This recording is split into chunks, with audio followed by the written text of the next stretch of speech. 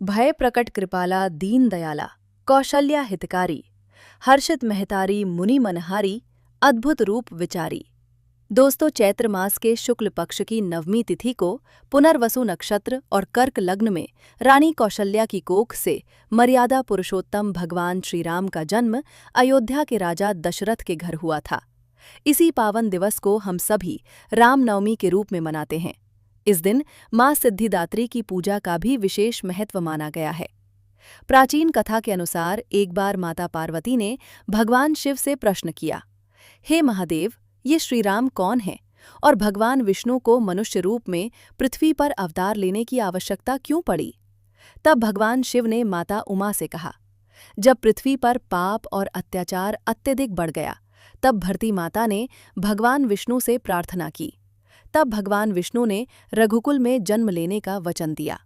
भोलेनाथ ने आगे बताया कि भगवान श्रीराम के अवतार लेने के 5 प्रमुख कारण थे।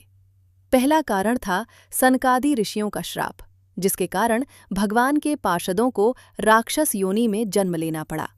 उनके उद्धार के लिए भगवान को स्वयं अवतार लेना पड़ा। दूसरा कारण था जलंधर का उद्धार।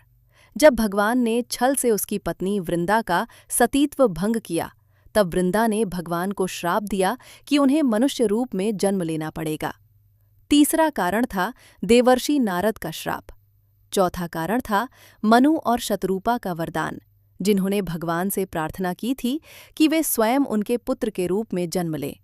और पांचवा कारण था राजा प्रताप भानु, अरिमर्दन और धर्मरुचि को ऋषियों का श्राप, जिसके कारण वे क्रमशः रावण, कुंभकर्ण और विभीषण के रूप में जन्मे।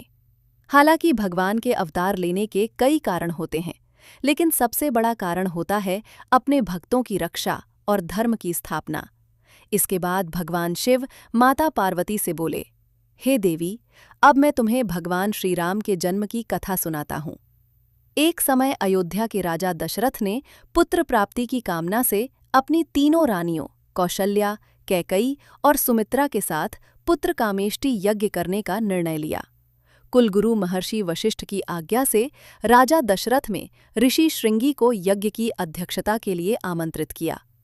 यज्ञ पूर्ण होने पर हवन कुंड की अग्नि से अग्निदेव प्रकट हुए। उनके हाथ में खीर से भरा एक स्वर्ण पात्र था। अग्निदेव ने वो पात्र राजा दशरथ को देते हुए कहा, हे राजन, ये आपके यज्ञ का प्रसाद है। इसे अपनी तीनों रानियों में बांट दें। आपकी मनोकामना शीघ्र ही पूर्ण होगी। ऐसा कहकर अग्निदेव अंतर्ध्यान हो गए। राजा दशरथ ने वो खीर अपनी तीनों रानियों में बांट दी। प्रसाद ग्रहण करने के बाद तीनों रानियों ने गर्भ धारण किया। समय आने पर रानी कौशल्या ने भगवान विष्णु के 7वें अवतार श्री राम को जन्म दिया। कैकई ने भरत को जन्म दिया और सुमित्रा ने जुड़वा पुत्र लक्ष्मण और शत्रुघ्न को जन्म दिया। चारों राजकुमारों के जन्म से अयोध्या नगरी में अपार आनंद छा गया। देवताओं ने आकाश से पुष्प वर्षा की, गंधर्व गान करने लगे और अप्सराएं नृत्य करने लगीं। राजा दशरथ ने ब्राह्मणों और याचकों को दान दक्षिणा दी। महर्षि वशिष्ठ ने चारों राजकुमारों का नामकरण संस्कार किया। समय के साथ चारों राजकुमार बड़े होने लगे। उनमें से श्री राम अपने तेज, विनम्रता और धर्मप्रिय स्वभाव के कारण प्रजा के अत्यंत प्रिय बन गए। आगे चलकर भगवान श्री राम के जीवन पर 2 महान ग्रंथ लिखे गए, रामायण और रामचरितमानस। भगवान विष्णु ने अपने 7वें अवतार मर्यादा पुरुषोत्तम श्री राम के रूप में अनेक अद्भुत लीलाएं की और अंततः त्रिलोक विजेता अहंकारी रावण का वध कर बुराई पर अच्छाई की विजय स्थापित की। आज भी युगों युगों बाद भगवान श्री राम के आदर्श धैर्य, निष्ठा, त्याग और पराक्रम हमें प्रेरणा देते हैं। इसी श्रद्धा और प्रेम के साथ हम रामनवमी के दिन उनका जन्मोत्सव बड़े उत्साह से मनाते हैं। जय श्री राम।